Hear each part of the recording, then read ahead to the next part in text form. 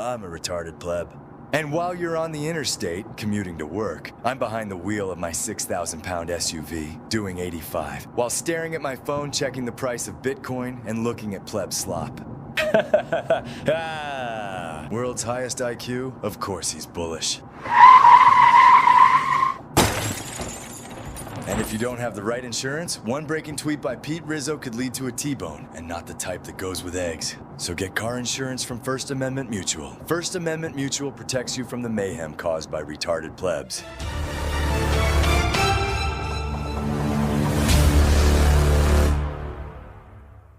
This is it.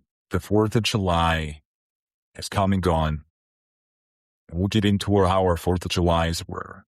But it's always been this way. As soon as Donald Trump brokered peace in Iran, so SpaceX could IPO, and so America could have a good birthday.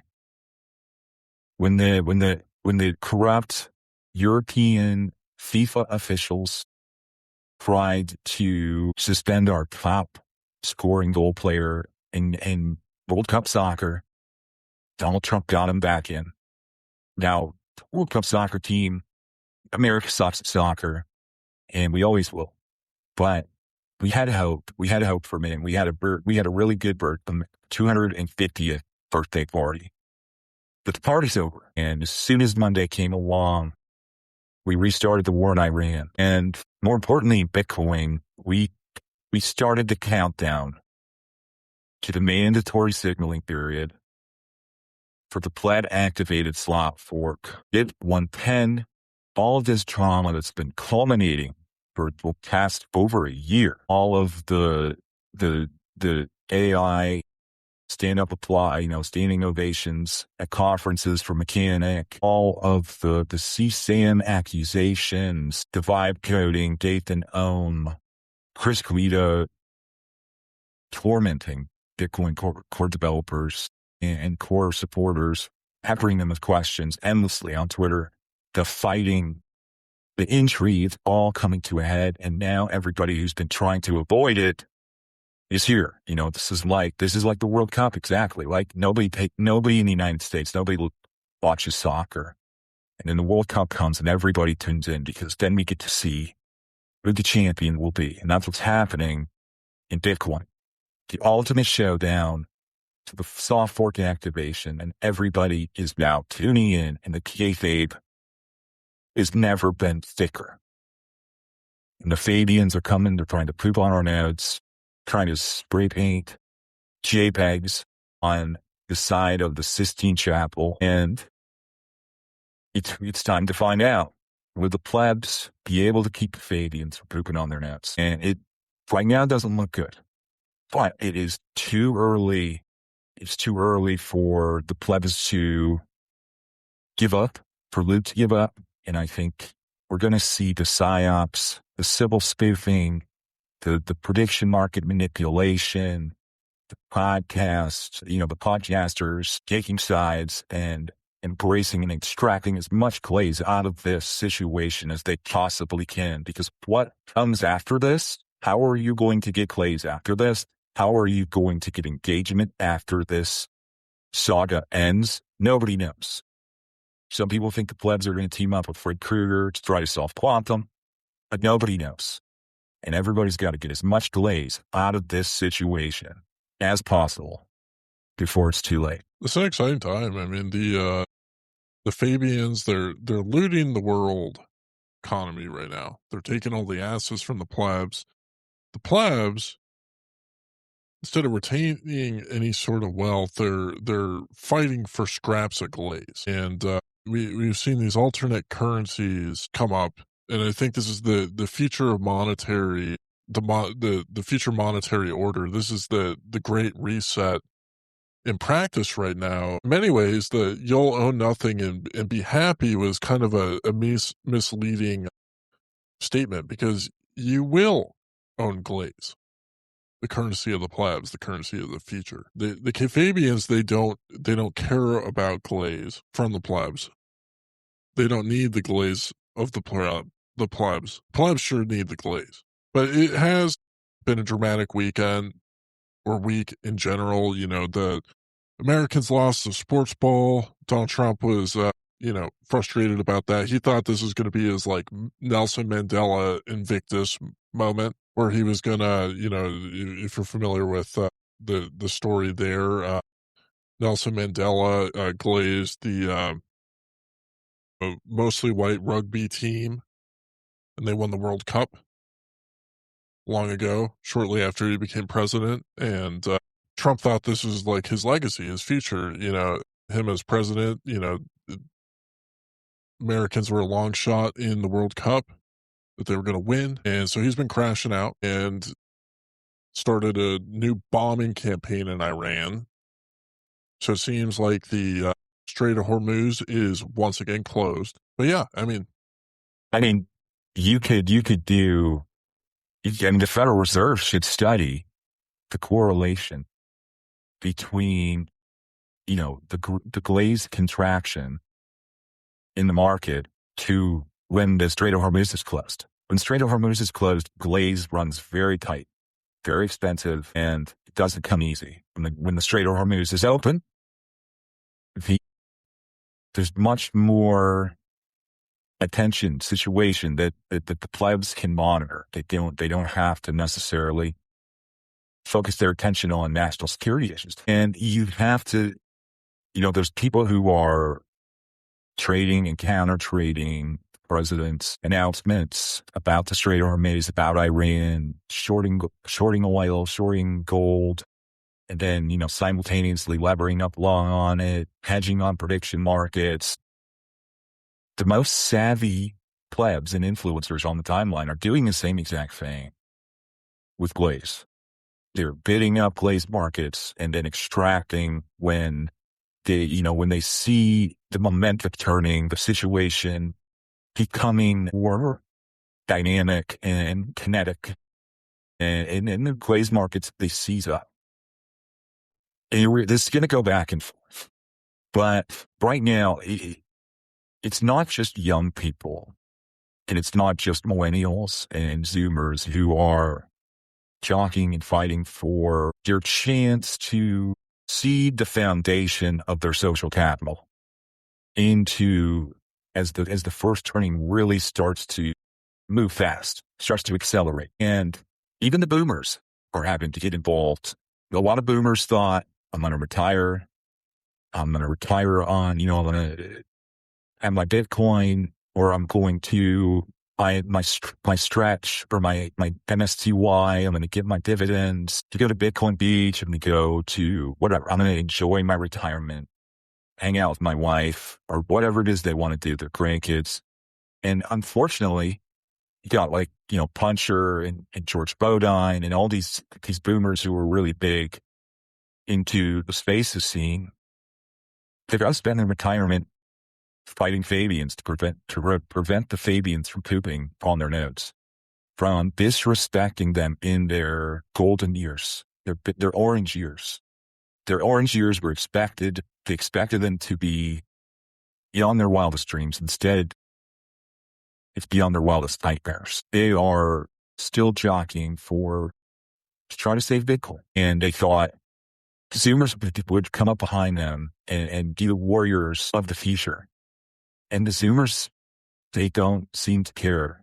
They're the ones spamming Bitcoin, if anything. It's a generational battle. Yeah, what we're seeing right now, it's really, there's a massive divide in class. The pleb class is really, really suffering right now. And, the elitist class seems to be, doing fairly well, because they just don't understand the currency of value at play here. There's a huge information arbitrage that's happening. The plebs are learning that there's no actual reward for purity tokens, for passing purity tests. Like, there's no monetization pathway for it.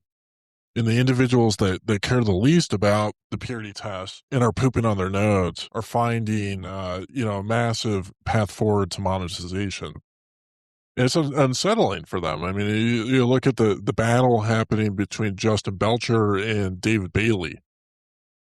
David Bailey is I don't know if there's a purity test he hasn't failed this year. I don't think Yeah, he's we like, talked about this. We scolded Predator for still being outraged and surprised when David Bailey failed the purity test. It's like being surprised, shocked, and appalled to wake up in the morning and see the sun is rising in the east. David Bailey's going to fail a purity test. Michael Saylor is going to fail more purity tests.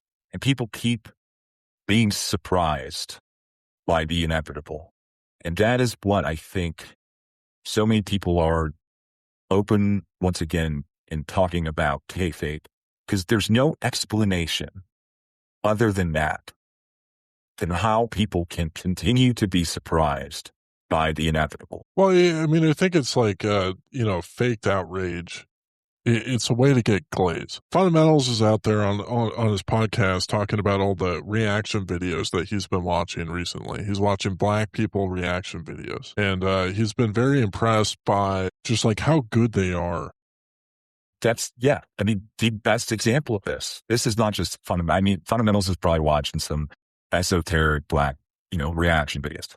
But one of the most popular posts on the timeline is in a big game in the World Cup, especially like when Messi misses or makes his penalty kicks in the Gold Cup, they immediately pan to iShowSpeed.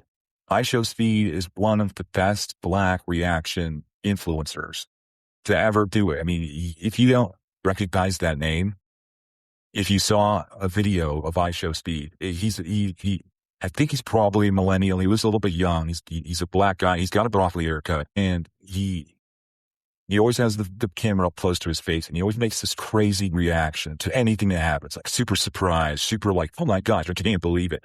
They're so good at it. When Lionel Messi scores a goal, first thing the whole internet does is look to iShowSpeed's reaction. And being good at reacting to the situation as it unfolds live on the timeline is worth an incredible amount of glaze right now. Mm-hmm. It's like the in motion version of an open mouth thumbnail in many ways. There you go. Exactly. And it's also hard for AI to capture a genuinely shocked, surprised, good or bad reaction face. It's just not there yet. So yeah. Well, the reason why the pleb is drawn to this so much is, the pleb walks through life looking at other people as a source of feedback to try and figure out how to think and how to feel. They sit on the fence looking at everybody around them, trying to determine what is the safest way to respond to whatever situation for them to be in the in crowd. And the reaction video in many ways is providing this source of feedback that they want. So they have these YouTube channels with these guys like Meet Kevin and what's the something Gold. His name's not, I want to say Asano Gold, but it's definitely not Asano. You know what I'm talking about. It's just like this like 30-year-old like Twitch streamer that used to play video games and now does all Asman Gold. Yeah. And they sit there and they have these like very animated responses, like with their faces, and they do all this emotion, right? Yeah. So Joe Budden is a king of this. If you ever see the Joe Budden podcast, I was telling the pleb this the other day. The plebs need to tell the little pleb slap bedtime stories that they tell themselves about saving Bitcoin to Joe Budden and listen to Joe Budden's reaction, because plebs are not getting good feedback. They're not getting good reactions to what they're talking about. And I like the where you're going with this is what I'm saying. Yeah. Well, I mean, you look at Simply Bitcoin's success, like they've been the closest thing to this, and Bitcoin, like Isabella does this too. She's got the very animated like facial reactions to things. This is the language of the plebs. They're looking for a response, and this is why so many individuals have jumped on the BIP 110 train. That the plebs sitting on the fence looking for they're getting this like really animated, emotional, response from, the podcasters like Canute or, whoever that are propagating these ideas, and then they're listening to, the opposite end of the spectrum of they say the devs aren't explaining things to them. The devs will sit down and they'll give like a really sophisticated technical explanation of things, but it doesn't include like the open mouth, like flailing of the arms, high emotion reaction that they want. And so, they can't comprehend it because there's a language being spoken that they don't understand. And like the only individual that seems to be doing this anyway, representing a contrary opinion to, what the plebs Pope Luke and, Mechanic and, these Professor Cratter are representing is Shinobi. And, Shinobi's not doing the most persuasive job because he's being very animated, but he wears a mask on his face, so they can't see his facial expressions when he's talking. He can't do the open mouth thumbnails, so to say, and he just calls them retarded. And plebs don't like to be called retarded. They like to be glazed at the end of the day. And they'll follow whoever glazes them for, taking a safe opinion, even if it's means that they're like lemmings running off the cliff. And so this is why we're seeing the phenomenon that we're seeing right now. And it is fascinating to watch in the internet age, the way these human dynamics are playing out.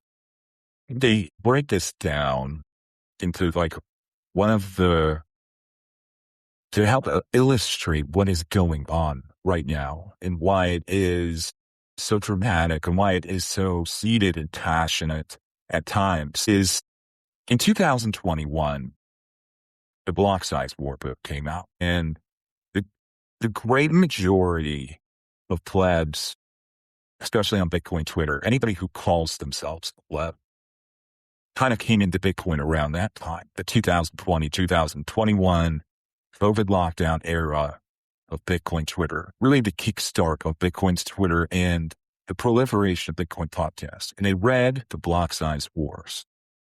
And what they learned from it, because what the podcasters learned from it, and what the podcasters explained it as, was the node runners, the people who run nodes, run Bitcoin. They control Bitcoin, not the miners. And that the people who run nodes are protecting and decentralizing the network. And the plebs went out and they bought Umbrals. They bought Raspberry Blitzes. They bought these shiny nodes. And they eventually, you get to the point where you've got these $900 SpaceX nodes from Start9 that look like spaceships. They're glowing, they got LED lights on them. And in these plebs, they bought these nodes and they felt like patriotic. It was almost like people in 2001 after 9/11 putting American flags up on their homes. And they felt like they were part of an army protecting Bitcoin and that they were noble. And like I said, they put these LED lights on them. They featured them prominently in their offices, in their man caves, and they desperately wanted people to react to them having these notes. They wanted their family, their brother-in-law, their friends, they wanted their coworkers to ask them about their notes. And inevitably, nobody did. Nobody ever cared. And that is the villain origin story of the node runner. Nobody calls themselves a node runner, unironically, unless they are in their dark, brooding, grumpy, about to save Bitcoin. They start attacking the scammers. They start peppering Ethereum users. Can you even run a full node? Do you know that in Global South, they can't afford to run an Ethereum full archive node? It takes terabytes of data to run one of your nodes. But we run 1 terabyte nodes. We're node runners. The node runner army started popping up all over Twitter. Everybody, anything shitcoin. First question: how much does it cost to run a full archival node on your blockchain? And the node runner, this noble cause, this thankless cause, being baked into their identity. And still, nobody cared. And now we're at this point where they've spent, some of them, thousands of dollars on these fancy, revved up rice burner nodes. And now they're going to have to buy new hard drives and resync Bitcoin again because the spammers are filling up the blocks with poop. They're pooping on their expensive SpaceX nodes. They're polishing these things every Sunday. They're polishing their SpaceX nodes. So there's somebody, hopefully, will come over for 4th of July and ask, hey, man, what's you running on that machine over there? And they'll get to tell them all about how they're defending Bitcoin. But nobody does. Nobody ever gives them the reaction they feel like they deserve for being a node runner. They don't get enough glaze for being a node runner. And now, when Core comes and changes the default settings and just disrespects, when Portland Hodl and the Giggler and Shinobi laugh at the plight of the naive node runner, bill is through the roof because people are attacking their nodes. Their humble, virtuous nodes get enrages them. They have been seeking glaze for being a node runner for going on 6 years now. And they see this opportunity like a new block size war for the node runners to put their foot down and say, no, we control the network. And when this does not happen, as they expect it will in August, the crash outs are going to set new levels. It's going to break new records. And it's all because they didn't get the reaction. And the plebs now, in these node runner group chats, are the only people who give them the reaction that they feel they deserve for being a humble, selfless node runner. Yeah. This reminds me a lot of the situation that happened in 1932 when a group of roughly, 45,000 World War I veterans marched on Washington, D.C. to demand payments from the government that they were promised. Or actually, they wanted them, but they weren't supposed to be paid out until like 1945 or something. And they got met with violence from the cops. Cops went and beat them up. You come back from this war, they were dying in the trenches. Some of them had been like blinded by, gases, whatever, extremely traumatized from being cannon fodder. They watched their friends die in Europe. And, many of them had, forever stinky feet because they were running around in the trenches and their boots were full of, mud and water.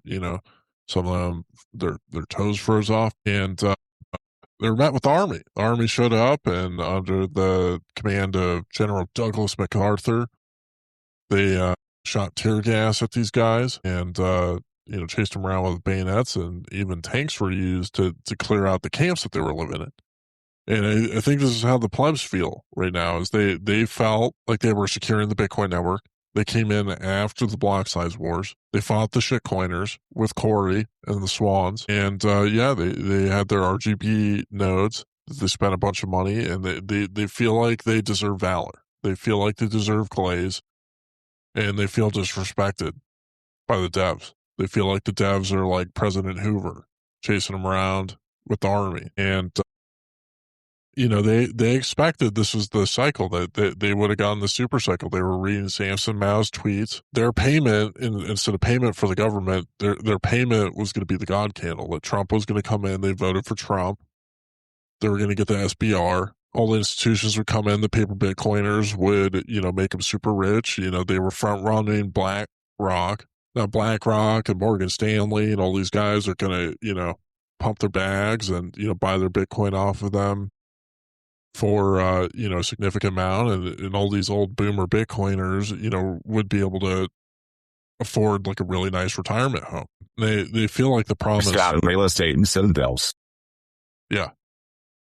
They were going to buy real estate from all the fiat people for pennies on the dollar, for sats on the tether. And it just didn't happen. It didn't happen the way that they thought it would. It was going to. I mean, they married themselves to the pleb slop narratives, and all their models were destroyed. And now they're looking for somebody to blame.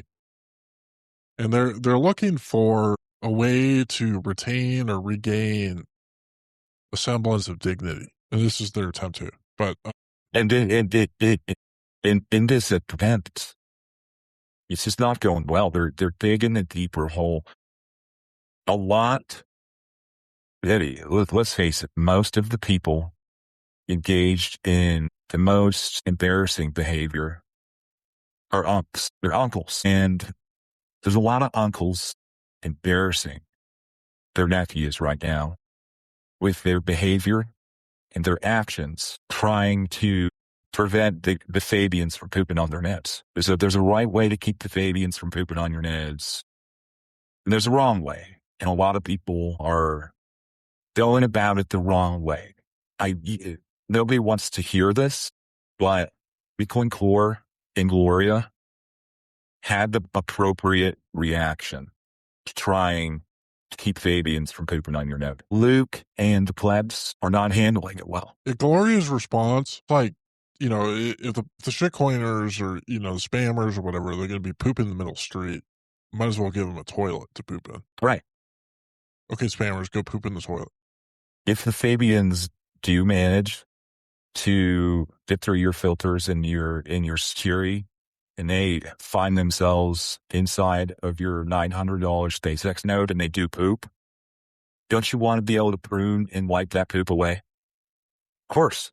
You don't want to have your node stained with poop forever. You want to give them a toilet. You want to give them something where you can flush the poop out of your node. That's all Gloria did. It's all Bitcoin Core did.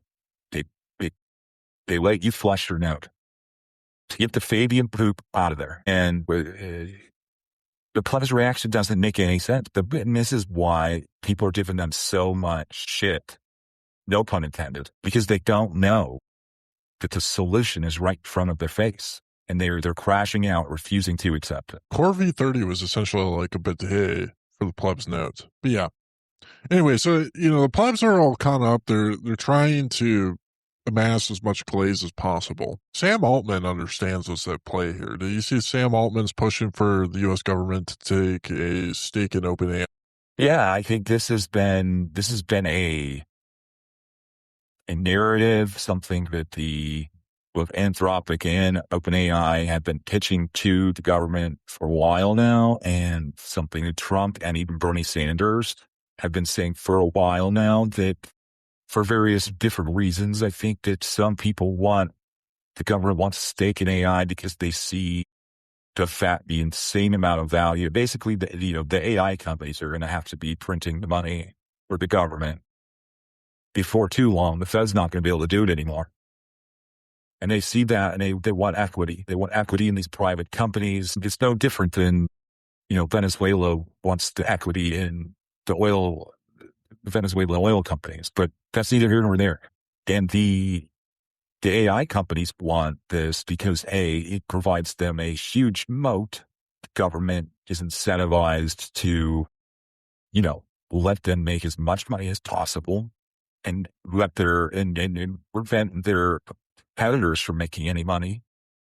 And they also want, these AI companies aren't making any money at all. They're making zero profits. They have huge spend. They want subsidized, they want to be subsidized so that they can continue to just spend tons of money with fewer incentives to ever make, a product that is profitable, generates revenue, makes it worth all this spend. Well, I think, I've got a little bit different take on it. I mean, it's, the AI companies, they're running out of VC money. We see this happen all the time with, Bitcoin companies. There's, like two things that happen. One is which, you fire all your marketing and subsidization. Like, you turn into a company like Swan. Swan's a good example of like what happens when the VC money runs out and you didn't execute properly. And, the other, option is you actually, like once you run out of the VC money, you like actually try and develop a product to generate revenue, right? And they realize, as the plebs continue to get looted, and like the plebs are not good customers for these doodads, like when they raise the price up to where they need to be without the subsidization, right? But they also realize like the plebs don't care about money anymore. They just want glaze at the end of the day. They want to be glazed and confused. That's just, the extent of what they want. So, they're looking for the government. They want glaze and circuses. Yep, exactly. And so the demand, which these AI companies, believe, like, the demand for their products is going to be, coming from the government at the end of the day. So they're looking for, instead of VC subsidization, they're looking for government subsidization. And it's a good marriage between AI doodad companies and government, because, governments, like, when the glaze runs out, the plebs are going to show up at their doorstep with pitchforks and put their heads on spikes. And the government doesn't want that to happen at all. Neither do the tech executives. And so if they're able to get the subsidization, they're going to keep the doodads going, and they're going to be able to give all the plebs glaze. And, like, one of the things that's very clear about these social media platforms, which we operate on right now, is there's no way to differentiate the difference between a pleb and a bot. And I think it's just going to get harder and harder and harder to differentiate those two things. And so you can have all these, like, little social ecosystems, these little sandbox happening where, the plebs are hanging out, they're getting their bangers boosted by who knows who, and they're going to be just, like, in glaze heaven at the end of the day. They can barely afford anything around them, but they're getting a significant amount of glaze, and so therefore they're happy. And we've seen this. I mean, this is the majority of the state of California. This is already their existence. You got guys living in their cars, but the weather's nice, and they've got glaze, so they're happy. And this is what they want to do, is they want to export this, to the rest of the country and the rest of the world. I'm reading in the group chat right now, and I'm really hoping there's a recording of this. Apparently, Asanoa Gold got interrupted on Spaces tonight, because you could hear in the background, like, a woman, sound like it maybe his wife or something, was yelling at him for arguing about cartoon pictures on Spaces. So his wife was yelling at him, you're arguing about you're arguing about the Fabians, put on your notes on Spaces again, aren't you? You didn't even take out the trash. Didn't do the dishes. We're trying to have family dinner, and you're arguing about cartoon pictures on Spaces. This is exactly what we're talking about. It is crash outs. I don't know. We keep saying this. We keep saying the crash outs are going to keep accelerating, that the crash outs are going to keep getting bigger. But I guess my only question would be, have we been wrong? Crash outs getting bigger? Yeah, but the crash outs continuing, getting more frequent and getting more severe. Have we been wrong? I don't think so. No, I think it's been continuing to be accurate. I think even our expectations have been exceeded in what we've seen. Pleb Cruz crash out over the last couple weeks has been impressive. Tomer's been in a consistent state of crash out. Hodlnot, I guess one of the big things, Hodlnot crashed out so hard that he's quitting Twitter for an extended period of time. I heard that Hodlnot may have deactivated or gotten off Twitter so he could go. Apparently his cousin is Erling Haaland, the Norwegian soccer player. He was going to watch his cousin beat Brazil in the World Cup. And that'd be crazy if Erling, the best soccer player in the world, that's Haaland's cousin. That'd be great. I mean, Erling Haaland seems like he is, in many ways, the face of White Boy Summer. Not the face we expected. What? The face I think that we deserve. He's been great. People have been falling in love with him. He looks like how I imagine a Viking pleb looked like. Apparently Joe Rogan was talking about the Fabians on his podcast today. I hope that Rogan has Jack Cruz on his podcast. That would be spectacular. I'd rather have Jack on there than Sailor. Man, what do you think, like, the plebs are, I don't know. It was interesting. Sailor sold Bitcoin. His PR team turned that into a flex. The price of Bitcoin went up. There's a lot of people that are having trouble recalibrating after glazing Sailor so hard for so many years. I guess that's the other big news item of the day is that Sailor came out today and he announced BIP 110 said that the hysteria and like the panic about spam on Bitcoin was, basically all a psyop, and that the fee market, the free market solves problems like this. That happened this morning, and the plebs have been chipping out all day about it.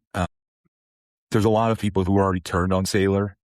They anticipated this was probably coming, and they just pretended to be outraged. They had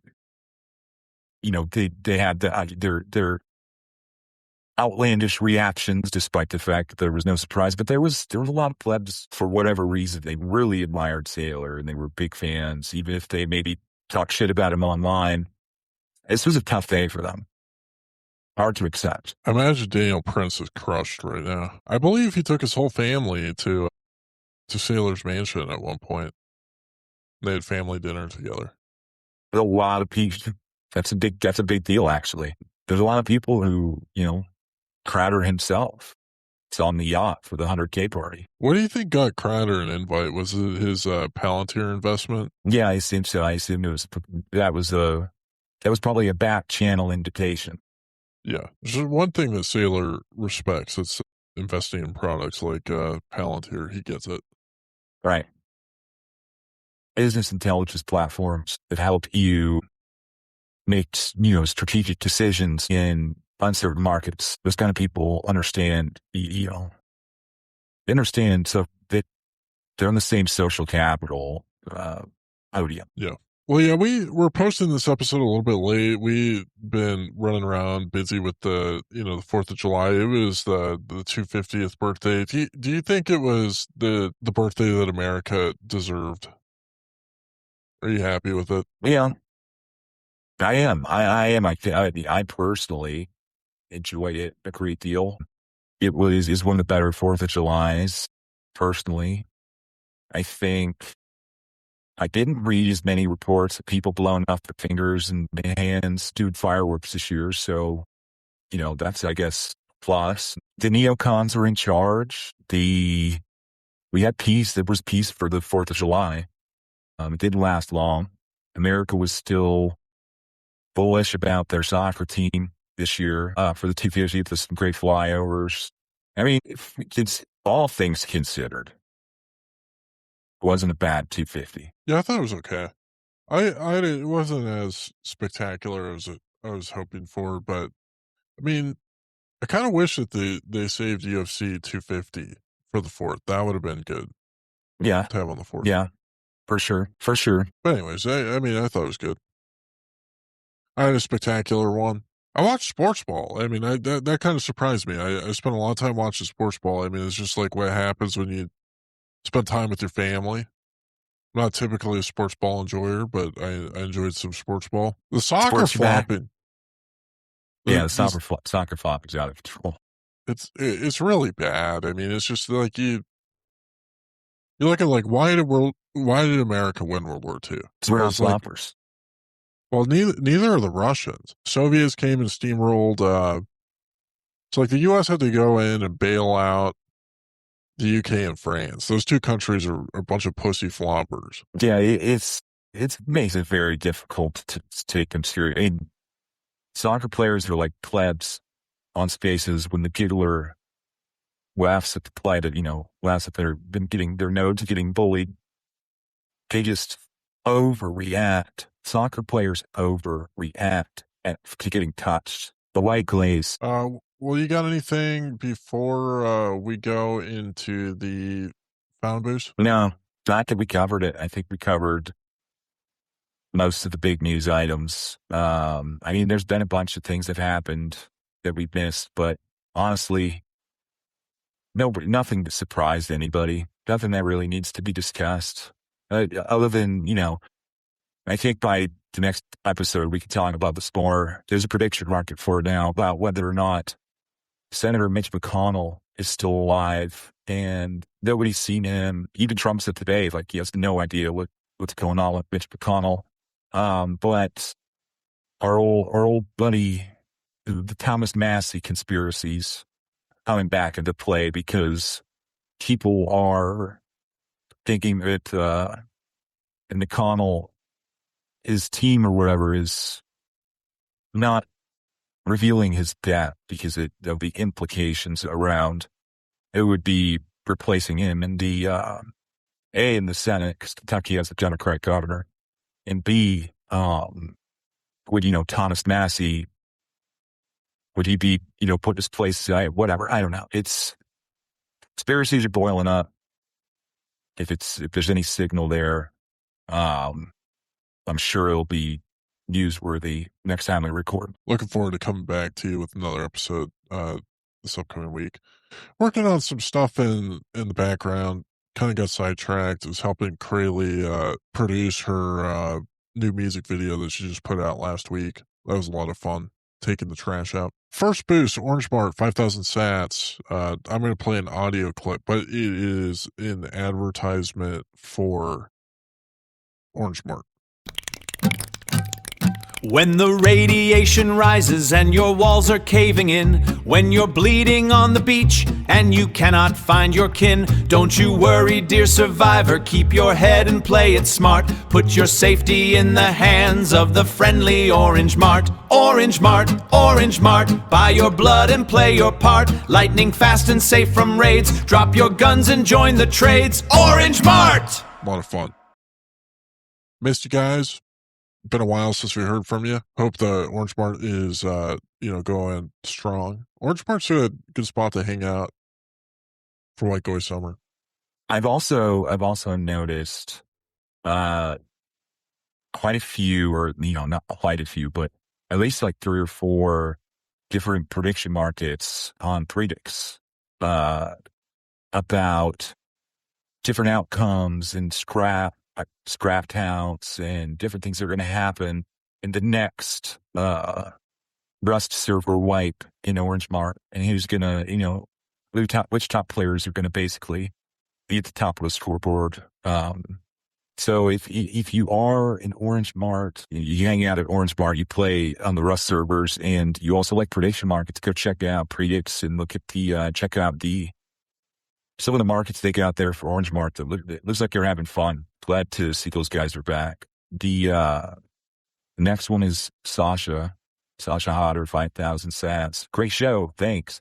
Thank you, Sasha. It's always good. Sasha's listens to every episode. She's great. Love having her as a listener. Yeah, Sasha just did the Sunset Circuit event. Sounded like it went well. Played an advertisement for it on the last show. A lot of fun.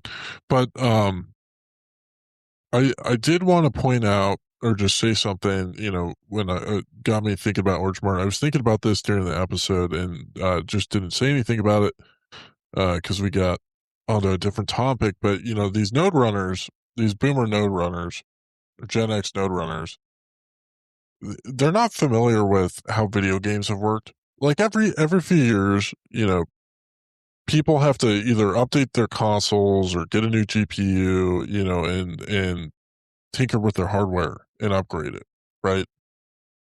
To play the latest video game. People do this with their cell phones. People do this with every little bit of technology. And they went into this with the expectation that they were going to, their little MyNode Raspberry Pi with the RGBs on it that they bought in 2021 was going to be able to run the Bitcoin network for the entirety of the rest of their lives, which is just not, the way that, you see these boomers that are operating on their old phone that's like 5 years old, and they're like bitching about how like the battery doesn't work, and like, they can't figure out how to get their apps to work. They lost their like iCloud password, whatever. It's just it's a lot of these individuals that have very strong opinions about Bitcoin that are tweeting from their retirement homes would benefit from like actually understanding a little bit how technology works. And you're not going to be able to play GTA 6 with your Xbox 360, if you know what I mean. Good luck. I don't know if the proper thing to do is to bitch about how GTA 6 should be backwards compatible for your Xbox 360 in 2026. When was the Xbox 360 release? Was that like 20? I was like 2007. Yeah. Or maybe Xbox One or whatever. Yeah. Next boost from Lahav Cliffshark 2,222 sats is solid. They just did the Revolution Rocks event in Belgrade. Looked like fun. Stardust, I think it's been announced. They're coming to the US. So that's gonna be pretty cool. So I'll be hanging out with Lav and Noah coming this fall. There's gonna be an event in Chicago. Did you see this? The Value for Value event in Chicago in September? I did not. Yeah, it looks pretty cool. Stardust is going to be playing there, and they're doing a whole value for value event. I think Avi is going to be involved with it. Mike's going to be involved with it from Toonster. Looks like it's going to be a fun high signal event for sure.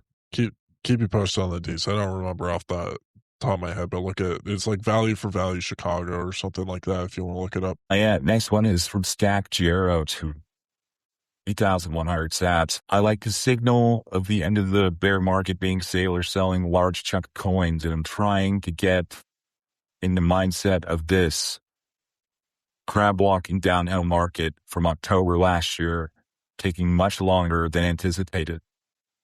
Much like fundamentals saying that the fiat regime, and that's the place here, is going to take a lot longer than we expect to end the Fed. Just some pleb trinket like everything else. Yeah, fundamentals was like predicting that Bitcoin is going to go down to like 45,000. He was super bearish on that episode that we were on.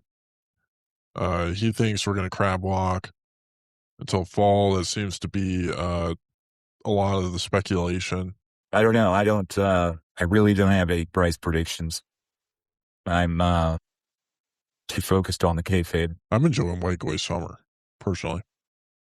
I am. How about 2000 sats says silly plebs, people calling themselves a pleb is actually self-loathing, which I guess in today's world is the cool thing to do. Why? Because they truly hate themselves. Definition of the word: an informal and often derogatory slang term for an ordinary, uncultured, or lower class person. In short, they're both gay as fuck and dumb as fuck. Brian is decorated, especially with the pinky rings. Yeah, thank you for reaffirming the definition of pleb. I think that just needs to continue to be shared. It's the formal definition is a very accurate definition for the Bitcoin plebs. Couldn't agree more, Bubba. Couldn't agree more. 1,420 sats from local Bitcoiners. Heard Brian Hirschfield is starting a BitDevs meetup, even if that doesn't make him a journalist. That's pretty badass. BitDevs are perfect for washing a month's worth of pleb slop off of the fire hose of technical information. Yes, it is. Drowning out the slop with sickle. Looking forward to fundamentals BitDevs. That'll be interesting. Plebs don't like to go to BitDevs, and part of the reason why is because there's not really room for them to pleb slop. They want to sit there, they want to run their mouths, they want to regurgitate ideas that they heard other people say. And, when people start talking about like technical details of how Bitcoin works, their head starts to spin, they get, real confused, and they feel out of their element. And so they want to flock to places that they feel, safe and comfortable. And it's a challenging spot for them. Nobody wants to glaze him for being a node runner at BitDevs. And if somebody actually wants to talk about their nodes at BitDevs, they typically want to talk about type of things that a quote unquote pleb node runner has no idea about. If it's not, push a couple of buttons on your start 9, they don't really know how it works. Pushing a couple buttons on the start 9 might be a little bit too complicated for them even. Absolutely. Doom Satoshi 521 sats says thank you for your time. Thank you. And 1,000 sats we missed Sean there. Brian Hirschfeld next book needs to cover Mythos class paper Bitcoin. So he's talking about the mythos by Claude, the national security threat, the one that's can basically compromise any machine. Mythos, so basically the artificial general intelligence class of paper Bitcoin. I don't know if the market's ready for that, Sean, but I am. Too. Wish that Fundamentals would do an audiobook for his book. I've been bugging him ever since he launched it. He hasn't done it yet. Mr. X 500 Sat says, like Dr. Jack Cruz, while I wear my certified red shades, Fundamentals is a legit credential truth teller, as I verified his intellect along with the mindfulness as he autographed my Bitcoin for Institutions book I acquired at the 2025 Lake Satoshi Bitcoin Retreat. Well, that's cool, Mr. X. Boom. Kyle Huber, 500 Sats. Good content for pioneers. Thank you, Kyle. Kyle's been boosting our bangers recently. Just going to say, Kyle's been active boosting bangers on the timeline. Much respect. Rev Honnold, 321 Sat says, if Brian Herscheld is a credentialed journalist, Bugle News should hire him. Hope everyone appreciated this episode as much as I do. Well, we hired him for an episode. He's busy doing his math podcast and a fish podcast. Jason and him just put out a episode today, actually, that I listened to. They're talking about fish in 1994, or Fundamentals was. Jason wasn't into fish back then. Fundamentals was just recalling his fish war stories. 250 Sats from Nostradamus, does say Uranus. Says us. Us. But one word. Thank you, thank you, Nostradamus. You sus us. Pies 121 Sats says, yo, mushroom emoji, strong arm, squirt gun. Welcome back, Pies. Hope you've been doing well. Miss seeing your boost. It's good to, if it took Fundamentals being on the episode to get Pies back, I'm glad for that alone. Looks like he double boosted. That's the signature Pies right there, double boosting. Silas Stormbrook 121 Sats says, big thank you to Sir Richard and Fundamentals for subbing in. Nice chat, gentlemen. Mr. Rod, catch you next time, sir. Cheers, gentlemen. Thank you, Silas.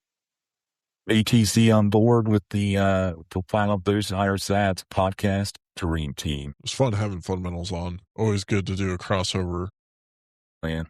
Been a big supporter of the Bugle Weekly since day one. Guys, thank you to all our subscribers. We got Dave, Jolly Roger, Jason C, used to read a lot, Shadrack, BTC on board, Boomer, Sasha, Fundamentals, Sean, Open Mic, and Avi Burr. Appreciate you guys. Rod, you got anything before we wrap this one up? Crash out, fighting the Fabians to keep them from pooping on your nib. Try to have the right reaction. Folks, thank you for tuning in to this episode of the Bugle Weekly, and we'll catch you again here in a few days.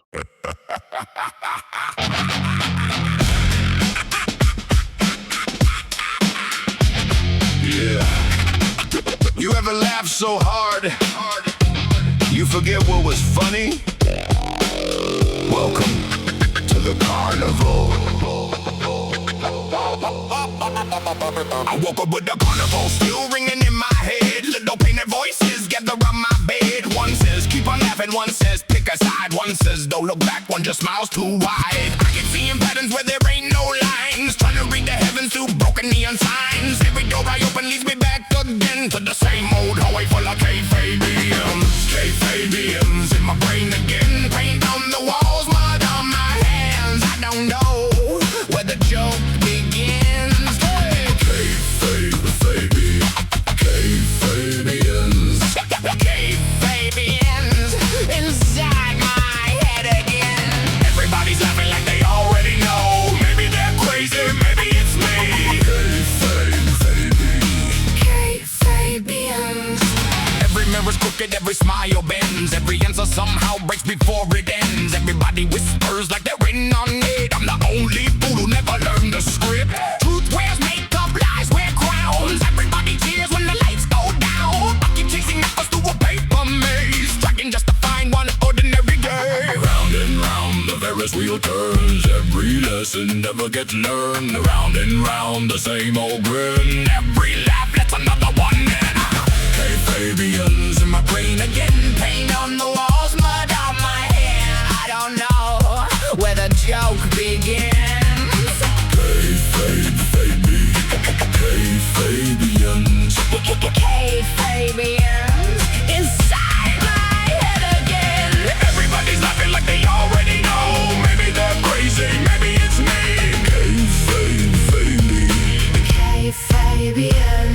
Is it real?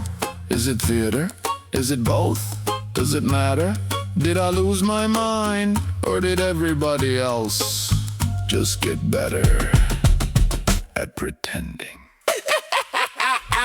No more heroes, no more sayings. Everybody's hiding behind fresh new paint. Everybody dancing, everybody grins. Everybody's got a little Kayfabians in my brain again. Paint on the walls, blood on my hands. I don't know where the joke begins.